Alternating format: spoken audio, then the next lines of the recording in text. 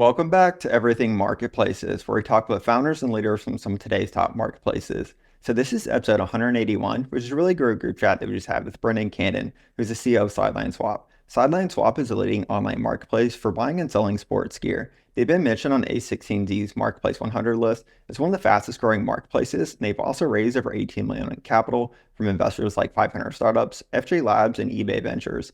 Brendan was also a past group chat guest. This is great to welcome back on. And we started off with a quick refresher on the founding story and first steps for starting SidelineSwap. What some of the early challenges were, we got to learn more about how it's evolved and scaled. We did a deep dive into it as a leading resale marketplace today. We got to learn more about the resale partnerships, recent growth. We discussed how they're leveraging AI, and we also had a great group Q&A. I really enjoyed this conversation. You're going to find it a great watch to the end.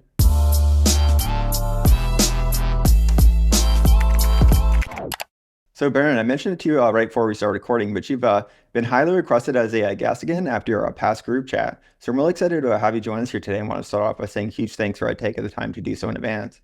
So, we have a lot that we're going to dive into with SidelineSwap and your recent growth. But before we do, I think it'd be great if you're going to start off with a quick refresher on your background and also for those that have just joined us here. Thanks for having me back. I started SidelineSwap about 10 years ago now. For us, the idea came out of a personal problem. I grew up with a garage full of sports equipment. So I ended up going on playing lacrosse in college and coaching for a year. But after graduation, had to buy some new equipment. I forgot how expensive the equipment could cost. And rather than spend $500 on a new set of equipment for men's league, ended up buying some gear off a friend of mine. And the two of us started talking about why it wasn't easier for athletes to buy and sell their gear online. This is like 2012, 2013. And so at the time, we obviously some buying and selling was happening on eBay and on Craigslist. We felt like eBay was focused on professional sellers and really hadn't catered their experience to peer-to-peer. And then a lot of vertical marketplaces were starting to pop up. So Poshmark, Reverb, StockX were all starting to gain momentum. And we felt like it was a multi-billion dollar, sporting goods were a multi-billion dollar category on eBay, and that there should be a vertical marketplace in sports. We didn't have a background in tech or ever work at a startup, but we're excited about the idea. And so we ended up trying to just getting going, and we kind of talk about how we went from like 0 to 1, but the idea in the beginning was just to like address that personal pain point and go after an opportunity that we thought made a lot of sense and try to solve a problem for customers like us. So we could get into it from there, but that my background like is not your prototypical like draw up a perfect marketplace founder. I didn't work at a big marketplace before this, but learned a ton along the way and find marketplaces fascinating, and obviously we've had a pretty good run so far. No, that's great. Thanks for sharing with us, and really cool to go back to the founding story as well. So when you were just getting started, what were some of those biggest challenges that you faced? Yeah, I think like all marketplaces, we had to solve the chicken and the egg problem. So for us, we built a prototype, like an early version of the marketplace, and people could list, they could message, they could buy, and through the marketplace, although that got a lot better over time. But to solve the initial chicken and the egg problem, what we did is we were pretty well connected in certain sports. And so, having played college lacrosse, we basically went to our buddies who had just graduated from top programs and knew that that was highly desirable inventory. And so we basically used that to seed the marketplace. So we launched with like a dozen or so recently graduated college athletes from top programs, each listing like 10 to 20 items in their locker. And so that seeded with like initial set of supply. Then we took that inventory, and there was a lot of the buying and selling was happening on Facebook groups and forums at the time. And so we would take those listings and basically go post them into the Facebook groups and forums where there was some existing demand. And we were kind of acting as the seller. So a little bit of catfishing of acting like these top college athletes, saying like, hey, I'm selling my Maryland lacrosse gear on SidelineSwap. And we would kind of basically have that chat on the forum and then pull them over to the marketplace. What happened was as we started to pull in some of those really the people that were buying and selling on forums were dealing with a really high level of friction in order to get access to the inventory that they were interested in. So we felt like if we could get them into a more frictionless marketplace experience, we could really expand the pool of even that initial group of buyers and sellers. So we'd bring the buyers over. Usually they're like high school athletes who were like following those college teams. And they would say, like, oh, wow, this is where all the college players are selling their stuff. So the product then converted them from buyer to seller. And so a dozen or so sellers turned into hundreds and then thousands kind of over the course of the first summer, listing tens of thousands of items. And the way we always thought about that was there's a huge pool of demand for high quality used sports equipment. I think people are always looking for a good deal and are open to shopping used. There's a lot smaller group of people who are thinking explicitly about selling. So our marketing strategy is typically, as we've scaled, stayed consistent with let's go find people who would be interested in this as a buyer. And then once they get to the product, start converting them to seller. And so once you make a purchase and you go through the chat, you're like, wow, this is pretty easy. My item came quickly. Maybe I should try this too. I have a lot of gear in my garage that I could sell. So that was kind of how we got things going. And then over time, we evolved from, we went from really focusing on one sport, which was lacrosse, because that's where we had the connections but I think the concentration on one sport initially was important. If we had tried to build a marketplace for all sports on day one and had, a couple hundred items spread out across every sport, you might come in and shop for hockey gear and see 3 items and be like, oh, this isn't a good marketplace. But we concentrated our efforts on supply and demand in a single category or like subcategory. So that way, when, it was always set up to be a sports marketplace and there was taxonomy set up for some of these other categories. But if you came in, initially, we knew we were driving like 90+% buyers and sellers into a single category, which created a high level of liquidity for within that niche. And then as we got momentum going there and got that flywheel going, we went into and basically replayed the playbook in hockey and then baseball, golf, lacrosse, or golf, skiing, snowboarding. And we've continued to expand out. And now we have like a ton of inventory across all sporting goods categories. But it was a similar playbook. In some cases, we stayed with like the college athletes. In other cases, we found power sellers who had aggregated high quality inventory and were still selling on Facebook or forums. But in almost all cases, we tried to find unique inventory. We weren't just moving inventory from eBay to Sideline. We felt like that wasn't a differentiator. And when we've tested that, it hasn't performed well. It's always been like, how do we go unlock inventory that otherwise isn't being sold and discoverable online, bring it into a marketplace experience, drive buyers to it, and then unlock more supply from peer-to-peer as we go. And we could explain how that's kind of evolved from peer-to-peer to, eventually we did find more of those aggregators across other sports. And then more recently, we'll get into our trade initiative where we do some of that aggregation ourselves. But again, it's always the same playbook of how do we build a good experience of high quality inventory from day one so we could drive buyers into that and then convert those buyers into sellers. Yeah, there's lots of great points that we're going to get into that you mentioned. I guess I wanted to highlight the point as far as like the importance of the unique supply right from the very beginning. Yeah, I think like I kept saying that, right? High quality, unique supply. It's not, we're saying that for a reason. I think what we've seen is if you just shift inventory from one marketplace to another, it's not that interesting. And you're not really differentiating yourself from buyers. And we have a couple categories where we're still trying to figure out how do we differentiate. Maybe there is more used supply from a competitor or eBay has better supply there. If we are just offering the same type of supply at the same prices and the same experience, it's much harder to grow.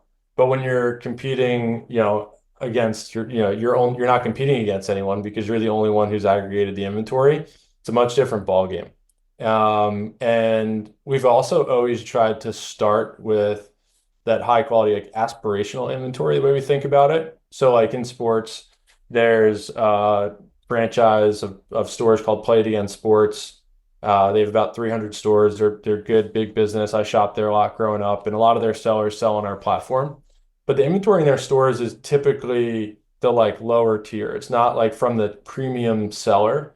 And I think then you associate the whole experience with that type of inventory. Where if you can, like I think Airbnb does a good job with this and Uber with their black cars, but Airbnb, like you want it to people when they think about an Airbnb to think about like that tree house in the woods, right? It's like that unique experience.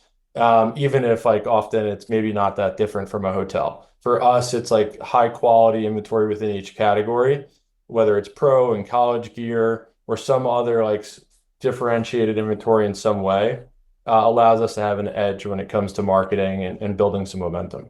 Yeah. And you also mentioned as far as, categories quite a bit here. And if we think about like categories on like a sports level, and, you mentioned like initially kind of starting off, focus on an initial sport. How did you think about, if and when the right time to expand was? Uh, Basically, I mean, it wasn't like a hard science to it, but it was when we felt like the peer-to-peer momentum was starting to build off itself. Like it gets to a point where you have enough supply where you can drive marketing. You could use marketing dollars to drive traffic efficiently, and that converts to sellers. And so once we started to see that happening, and we could basically just put marketing dollars into that category, and that will drive supply, and then we can kind of continue to grow the category from there. One of my co-founder Anthony is like our head of sales, and he works closely with stores and resellers all over the country. So he'd go like, all right, lacrosse is working, hockey's working, let's go to baseball. And he might go spend 3, 6 months a year getting to know that category deeply, building it and kind of getting it to the same point, and then off to the next one. And we basically replayed that playbook over and over the course of the years. Yeah, we'll probably get into as far as how you manage categories here a little bit later. But I did want to learn a little bit more about how is SidelineSwap as far as the marketplace experience and maybe even kind of walking us through that what that product experience is like. How has it evolved and then also the business as well. Each kind of walk us through. The V1 experience was you could list. We always focused on like creating uh, the structured data that made sense so that way we could guide sellers through an experience, a peer-to-peer seller through an experience. So that way when the item became available for sale, it had all the details that you needed to make the purchase. I think there's always this balance of friction of like frictionless selling experience. You get the item listed with just a photo, but then no one can find it. When they see it, they don't have any of the information that they need to make a purchase. So we will always try to find the right balance of like, what are the criteria? And it's pretty detailed. I think every category is more technical than you expect that we need in order to create a great shopping experience. Let's guide sellers through that. And then that feeds into the shopping experience. So in the beginning, it was a simple listing flow, purchasing. I mean, this is back in the day when like Stripe didn't exist yet. And so you had to use PayPal and go click a PayPal link and go over. What we ended up seeing in the beginning was that messaging was really important. So like messaging kind of lived over here. And people could chat between accounts, but they weren't chatting on like an item, right? So one of the big things we did when we relaunched the site in 2015 after the initial learnings was combine a couple things, but we basically brought chat into the transaction, which is pretty typical what you see now. And the message thread happened within like make offer. You could like do all your swap actions directly within the message thread. That allowed people to answer questions that they had to get comfortable buying used equipment. And then there was all the marketplace mechanics in there that really prevented like reduced the incentive for you to go off site, which obviously is something we think about too. Because like you already had the chat, you already negotiated, you make your offer, and now we provide prepaid shipping labels to every seller. And that payment sits in escrow with our buyer guarantee. So the payment is made by the buyer, seller gets a prepaid shipping label, and then the seller can see that they've been paid. They don't actually receive access to the funds until the item's been delivered. So we track the item through shipment. That's our buyer guarantee. The buyer has 3 days to open a dispute if something's not as advertised. And then the funds are released to the seller. And that ensures buyers always get what they ordered and sellers always get paid with as little friction as possible around shipping. We do a lot of other stuff too. Like we On the shipping side, obviously shipping things can be challenging. You think about shipping golf clubs or skis. And so we know like baseball bats fit in a certain size box. So like we map every category to a shipping parcel size. We kind of set those by default. We do a lot of things around pricing guidance because of all the structured data we have. We've gotten really smart around pricing and shipping. And so that streamlines a lot of parts of the seller experience as well. From a buyer perspective, I'd say chat and the buyer guarantee are the big things on top of the basic one I started with, which is like really robust shopping experience. We want to build the best shopping experience in sports, which means shopping on Sideline should feel a lot like shopping on Dick's Sporting Goods or some other retail site that's best in class. Like we have just as good of a taxonomy, if not better, where you can discover all the same product at the same level of detail that you need with without and even though it's from peer to peer, right? Even though it's from an inexperienced seller. And that foundation allowed us to do a lot of things over time. But I'd say like those are the main things. I think now we'll get into some of the AI stuff, but we're doing more with personalization and reducing seller friction using some of the new tools, which I think are really exciting. But yeah, at the end of the day, it's like a lot of marketplace basics. And I think it applies across kind of all verticals. Yeah, that's really interesting to learn more about. And I guess it's worth noting as well. You mentioned the buyer guarantee, and it sounds like that was kind of key from the very beginning as well. Yeah, I think so. I mean, I think if you're going to buy something online, you need to check off the trust box, whatever that looks like for you. For us, that meant, am I going to get what I ordered in as advertised condition? It doesn't like we don't have as much authenticity issues because people aren't making fake hockey skates for the most part. Like it's just we're in categories where there's not a ton of counterfeits. But I think for other marketplaces, there's different levels of trusts and safety that need to be put in place. And I think we did what we thought we've been doing what we think is appropriate for our category, but that can vary quite a bit by category. Yeah, no, it definitely can. And a lot of peer-to-peer marketplaces, supply can tend to kind of professionalize over time. So is that something that you've seen with SidelineSwap as well? We've definitely seen that. So we're still primarily a peer-to-peer marketplace, and like 95% of our sellers are individuals selling from their homes. There's 5% of our sellers who are businesses, and they do a higher share of total GMV. And I think that's good. It's a good thing for the marketplace. It allows us to grow faster because they can aggregate supply, and supply is always a growth constraint. So yeah, we've seen they come in different shapes and sizes. We have, in certain categories, they aggregate inventory from golf courses or college teams. Played against sports are a big seller on our platform. So a lot of those stores sell through us and use us as their e-commerce platform.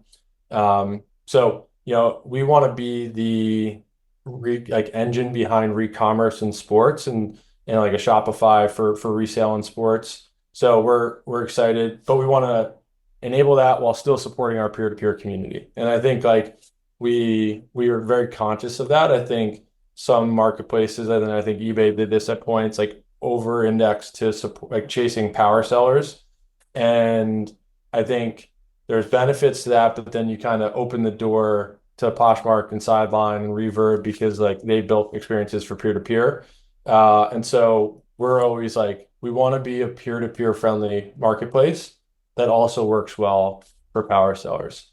And at the end of the day, our goal is to provide the best selection of inventory at the best prices for shoppers, right? It's actually a service to the buy side.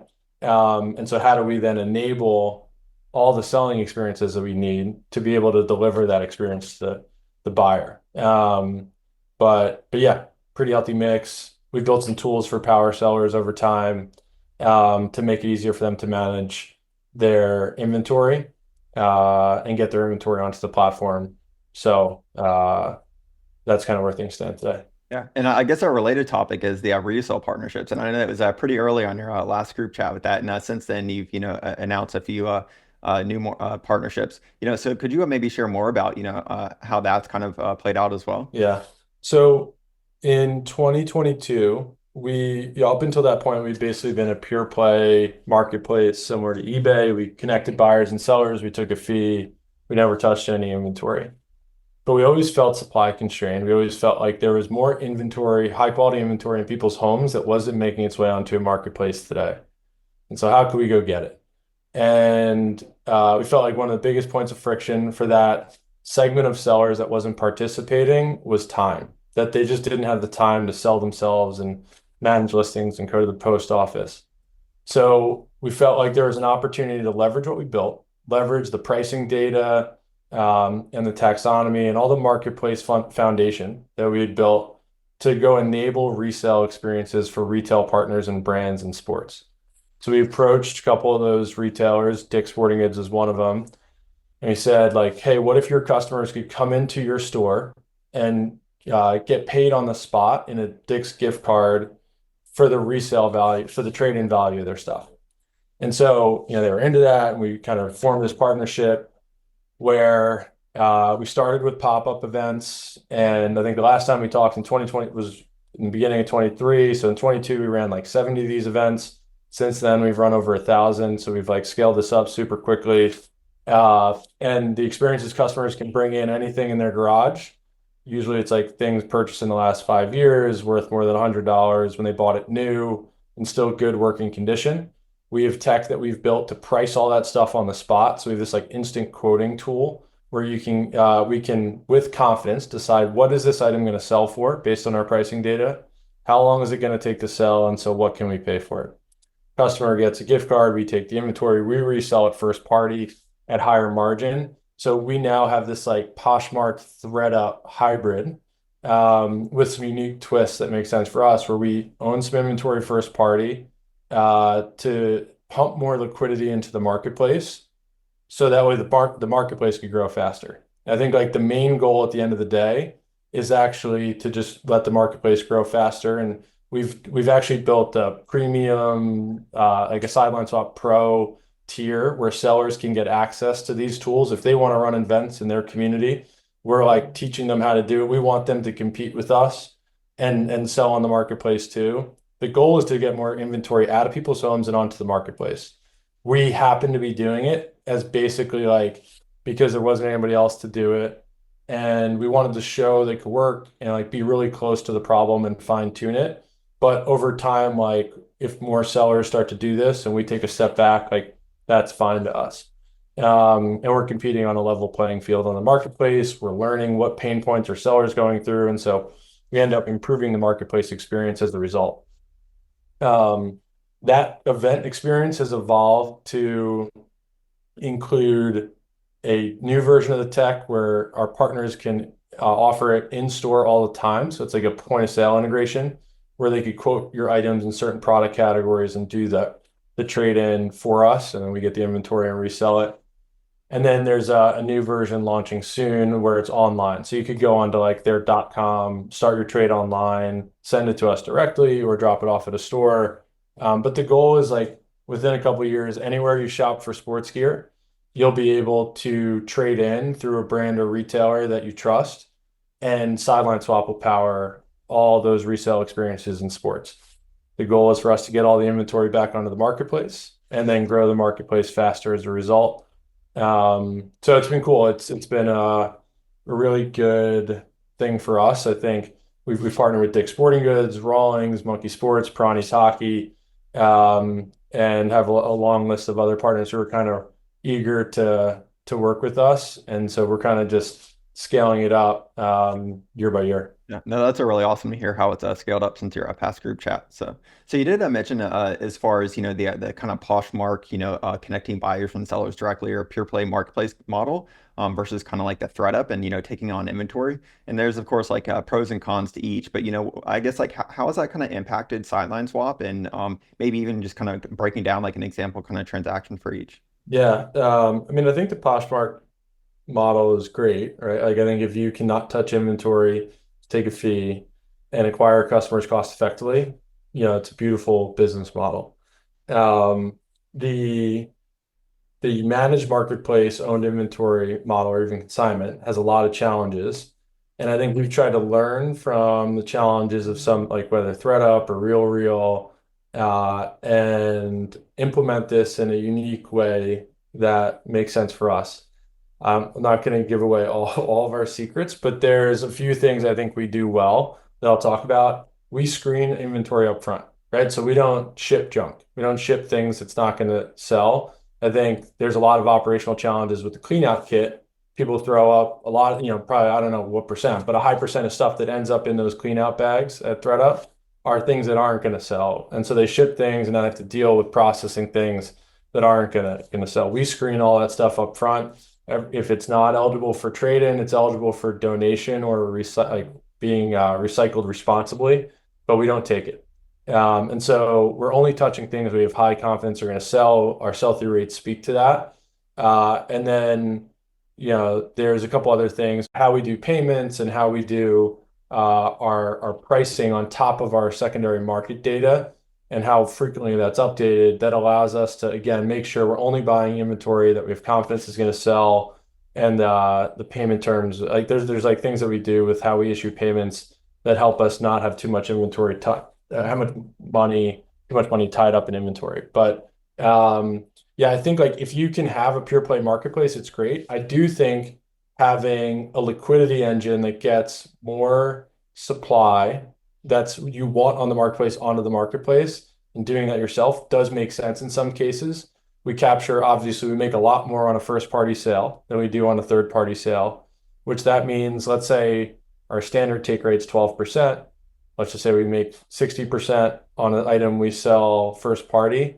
As the share of first party sales increases, our blended take rate increases, which then allows us to compete more aggressively in performance marketing channels to drive more traffic, which then can get more sellers onto the marketplace and gets more inventory on. So again, it's like trade-in is in service of the marketplace. The end goal is to have the largest and a very large marketplace for sports, and these are all means to an end. That's great to learn more about. Another kind of topic on that is, as far as like when it comes to partnerships, that's something that a lot of earlier stage founders in the community are always discussing. So do you have any maybe tips for early stage founders that might be thinking about how to approach similar partnerships? So we did it later in our life cycle, right? Like we didn't do it on day one, and I think it would have been hard. We had built legitimacy. We had built a good standalone business in resale. We had built a trusted brand in our vertical, and we were the leader in the space. And we had the tech and data and brand to then go to these partners and enable it. I think but so like that's where it's like hard to do on day one. I don't think we could have gone after someone like Dick's Sporting Goods, a public company, 800 stores on day one. But some of the things that worked well is we tried to create win-win-win scenarios, right? So it's like on the surface, you might look at Sideline and Dick's Sporting Goods as competitors, right? We both sell sports gear. But the way we think about it is they sell new sports gear and we help people with new sports or used sports gear sell it so they can get more money to go buy more new sports gear. And we've proven that like the people who buy and shop at Dick's every year and spend $500 on a baseball bat, honestly, probably aren't buying a lot of used bats, but they have a lot of great bats to sell. And so like the trade-in allows them to turn that into cash to then go spend more money at Dick's. So we try to position this as like, look, it's great for your customer. It's great for you. It works for us. It's a sustainable business model where they don't pay us. Like we make money off our side of the business. They make money on their side of the business. And it's a very symbiotic relationship. So I think like that's the key is like, where can you find opportunities to help someone achieve their goal, right? That they're focused on how do I get more people into my stores and spend more money each time they're there. We have a tool for that. And so we just focus on giving them that. And then our business model works within that framework. We don't have to like get them to do anything different. And so I think like that's the way I think about partnerships is try to put yourself in their shoes. What is it that they want? And then how do you frame everything about what you do to help them achieve their goal? They don't really care about your goal as much, right? They're focused on themselves. And you need to make sure you think that way when you're communicating to partners. It definitely sounds like a win-win, and those are going to be a helpful tips for founders here. So, So, kind of zooming out though, you've definitely grown quite a bit since your past group chat, even though it's only been about a year. So, what have been some of the more recent challenges, with Sideline Swap and maybe even learnings? For us, the big thing has been evolving from a pure play marketplace with the small and engineering, marketing, like everybody working remote, to we have warehouses, we touch inventory, and we have to think like a retailer for that side of the business. And so we've spent a lot of time thinking about how to be great at that, how to be great at inventory management, leveraging our pricing data for unique advantage. And that's a new skill set. I think we're learning super fast and getting better every day, but that has been like a big focus and challenge.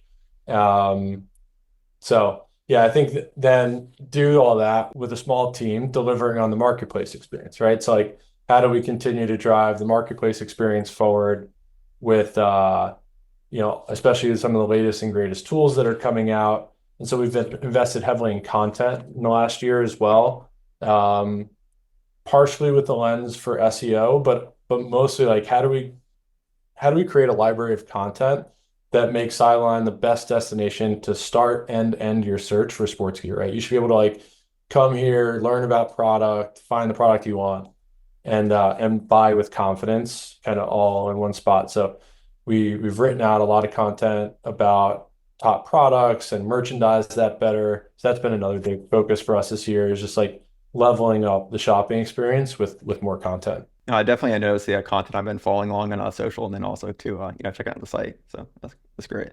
So we're going to get into the group Q&A here in a bit. Otherwise, you and I just go talking about things here. But right before we do though, so of course I couldn't have a conversation without talking about AI. So how are you leveraging AI at Sideline Swap? Yeah, we're excited. Like we're doing a lot on a couple different fronts. The way I think about it is starting point, like I think there's just like operational efficiency stuff. So I think our engineering team's gotten more efficient. We use Copilot and Vercel and a lot of a lot of tools that you'd expect us to use to level up our engineering efficiency. And our team is using Claude or ChatGPT constantly to improve their workflow. Uh, we've been testing like a chatbot, so like a frontline customer support that can reduce our customer support overhead, and allow us to respond to customers faster with more questions faster with high quality answers. So that's another area on the ops side. And then on the buy and sell side, I think there's the main thing is personalization. We think there's a lot of opportunity to, I think there's been a lot of writing on this. I saw, I think Olivia Moore put out like a great post on how personalization will evolve with marketplace. But we're going from a wave of like unlock all the selection to then distill, like curate that selection to just the items that are most relevant to that person. And so we launched a for you section on our homepage recently. And so we're surfacing highly personalized results. We're seeing a great revenue lift from that, and are really doubling down on how do we continue to make the experience much more personalized so that way it's fun. And every explicit action you take to tell us what you're interested in is feeding a recommendation engine to get you more items like that, keep you on the site longer and discovering other items. So the discovery piece is super exciting. We're really focused on that right now. And there's some other big updates that are coming in the next couple weeks on that front. On the sell side, I think it's about using AI to reduce friction. So like in the selling experience, I think what you could expect to see this year is that we're extracting more details out of a photo, right? So you start with photo. What is this item?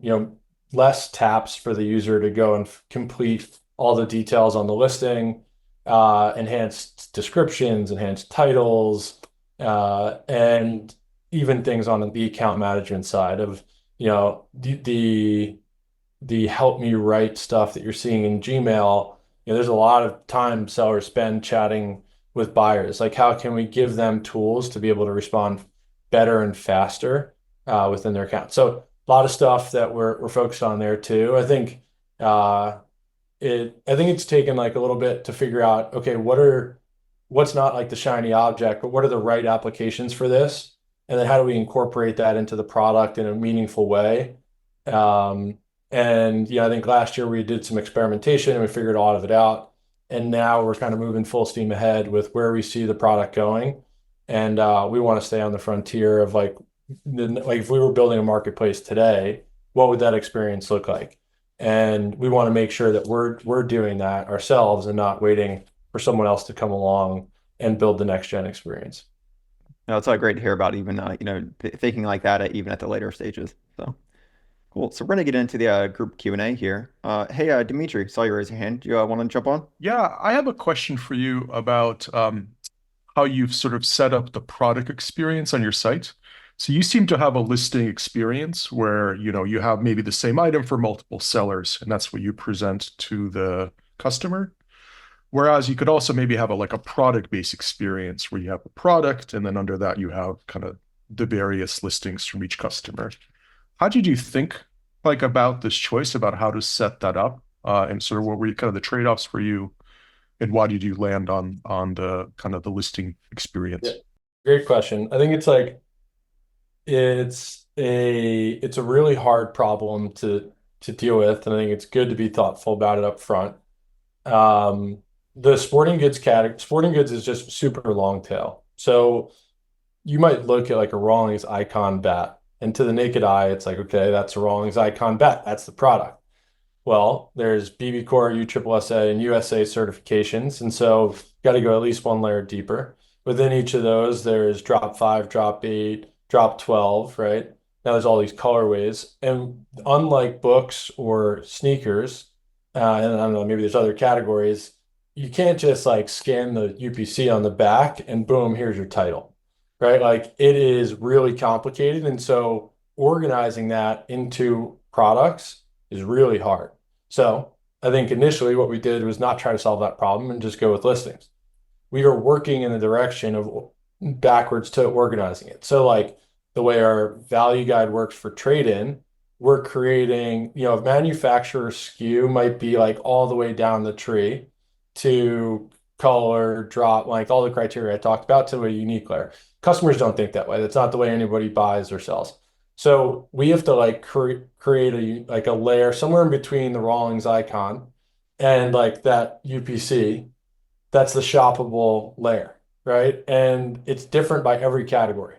So we're like basically doing that for our value guide and assigning like we basically pick like where's the value, because at some point you get to too little data and too granular where it's actually not useful anymore. So we pick where's the value, and then we're now incorporating that into the shopping experience. So I think what you'll see is like all the work we're doing in trading actually helps us organize the catalog better to then build a better shopping experience. And I think over the next year, you'll start to see some of those product-based shopping experiences in certain parts of the site. They'll probably continue to coexist though. It's really hard to do. I think like Pengo Books does a great job with it. If you want to look at like their experience, where titles and authors make it a little bit easier to do. And I think they've done a fantastic job of what that experience could look like. Thank you. Awesome. That's a great question. Actually, I had a question that a founder posted in the community advance and wanted me to ask. And it's around increasing frequency as far as like on purchases. And are there any maybe specific ways or that you've been able to do this, or maybe even kind of tips for others on how to think about helping increase frequency? I do think frequency is a little bit inherent to the category, right? Like, you're only going to travel so many times a year, right? So it's really hard for Airbnb. I mean, maybe they can move the needle a little bit. Like if you're ordering food, right? You can maybe get, you can move the needle a little bit more or with Ubers, but in sports, we're probably somewhere in the middle, right? Where we can get you to, we think about it more of share of wallet, right? So like, you can only purchase baseball bats so many times a year, although some people will buy a lot more than you expect. The so like we want to make sure that we have a great experience. You can find good deals here, and if you're thinking about buying a baseball bat, it's here. Then we want you to know like, okay, you need a glove, you need cleats, like, hey, that's all here too. But then like we're also trying to be intentional about, okay, what is baseball players, and like now it's getting more personalized, like what are baseball players in certain geos, like what is this profile of customer also likely to buy? How do we then surface that to them? And so I think it's enabling discovery across a broader range of categories and getting them to think of you for more things more frequently. So I think expanding share of wallet to more sports, and being smart about that, understanding like, okay, you just bought a hockey stick. What's the next most likely thing you're going to buy? Obviously, like there's both the skates and gloves, but there's also tape and laces. And so like merchandising checkout with high frequency purchases is another one. I'd say like those are the two main things. And I think you have to do that throughout the shopping journey. You can't like wait till after and be like, hey, by the way, like we also sell all this stuff. They should like see it naturally through the experience so that way you're planting the seed for them when they come back and then you hammer it home with email, push, and other marketing. But it's hard. Like I think it's as much as I'd like to say we've like really moved the needle on that. I think it's more incremental improvements. It's hard to go from like 2 purchases a year to 30 purchases a year. Like that just might not be possible in your category. I think that's where you have to make sure in the beginning your expectations are correct of like what is the purchase frequency in this category? What's the AOV and what's my take rate?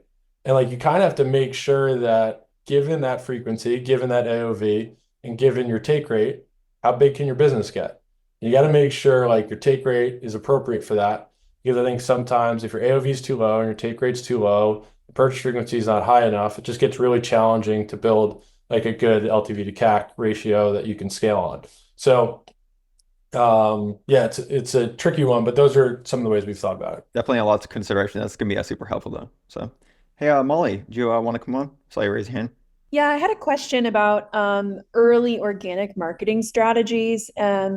And I've seen that you've got some press, of course. So did you have an organic marketing strategy in the beginning? Were you going out and looking for PR or brand ambassadors to achieve virality?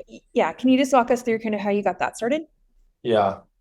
So press is great to post on LinkedIn, but like that is like pretty like spiky and really never, I don't think really moved the needle. Maybe like in the beginning with niche communities, like building some trust and awareness was helpful. So like less the Forbes headline and more like where's the blog that everybody, or TikTok, creator that everybody in your space follows. Like I do think that can help a little bit. But I think having your own content strategy is key. And like we've had that since day one. One of my co-founders leads marketing, and I think he went like 5 years with posting on Instagram every single day. Like it's about consistency. And we had to find a strategy that worked for us. So like if we just posted pictures of sports gear every day, that would have got really boring and no one would have followed us. So what we did was like we posted a lacrosse helmet, then we posted a lacrosse highlight. A lot of people watch the highlights, so you like come for the highlights, stay for the gear, right? Like, and that was kind of the philosophy of how do we create a content engine that reaches the audience that we want to reach, and then how do we insert our messaging into it? It has to be like relevant enough, but it can be a little bit disconnected. And if you look at our TikTok and Instagram, like we're kind of really reinvested in that over the last year. We'll do some collaborations with influencers. I think that's helpful in the beginning. But I think having your own engine is really important and has been key for us. We got to $1 million in GMV without any paid marketing. It was all social. I mean, it was a different time where it was early days of Instagram. It was a lot easier to reach your full following. So we had 500,000 Instagram followers across multiple accounts. We had an account in lacrosse, baseball, hockey, and so we had like targeted content. But like there's no shortcuts on that stuff. Think about like if you've watched Catch Me If You Can, I always think about this where they're like, how'd you pass the bar in Alabama or whatever the question is? And he's like, I studied. Like you just have to do the work sometimes. And like to us, that was the content strategy of you have to be consistent and put out high quality content. If you're not going to be serious about it, you might want to find a different channel. But for us, it was something we like really invested in, and it worked. it worked well for us. Awesome. That's a great question. So a great way to wrap up the group chat here. So we're almost out of time. Just realized that. But, Brendan, really appreciate taking the time to join us here today. So this is fun to kind of go back to the early stages of SidelineSwap again, and hear a little bit more about how it's evolved, and even some of your kind of learnings here. So we also appreciate taking the time to answer some of the questions. So I had one last question for you, and this is my closing question. I know I asked it last time, which is typically if you could go right back for the world of marketplaces, what would you tell yourself about them? If we slightly kind of reframe this and maybe to right before your past kind of group chat and the more recent kind of growth stages with SidelineSwap, what would you tell yourself? I think the going into this phase, it's recognize where your risks are. Where's the flank, your exposed flank of where can the things that could really hurt you, what are they? And because we're just getting to a bigger point, we're taking more risk with inventory. And I think it's understanding there are some things that we kind of let go, and small problems became a little bit bigger problems than maybe they needed to. And it's now we're super focused on okay, here are the risks. There's known risk and there's unknown risks, but at least the risks that we know about, we try to be super thoughtful about how do we mitigate them as much as possible, how do we focus on them. So I think that's just something we've been thinking a lot about over the last year of moving aggressively to mitigate those risks, so that way we can then feel good about that and focus also on the growth side. But it's kind of blocking and tackling of doing a little bit of both. Well, it's going to be a great parting advice for the later stage founders, and then also for the early stage of what to kind of look forward to. So we really appreciate taking time to join us here again. And then last but not least, I know you shared it last time, but time for a quick plug again. Where can we keep up with you at? Probably most active on LinkedIn. So you can find me at Brendan Candon. Also include links to some of your previous posts. I know your hiring posts and then the partnership posts as well. So had those. I want to make sure we could share them. So thanks again for joining us, and thanks everyone for the great questions.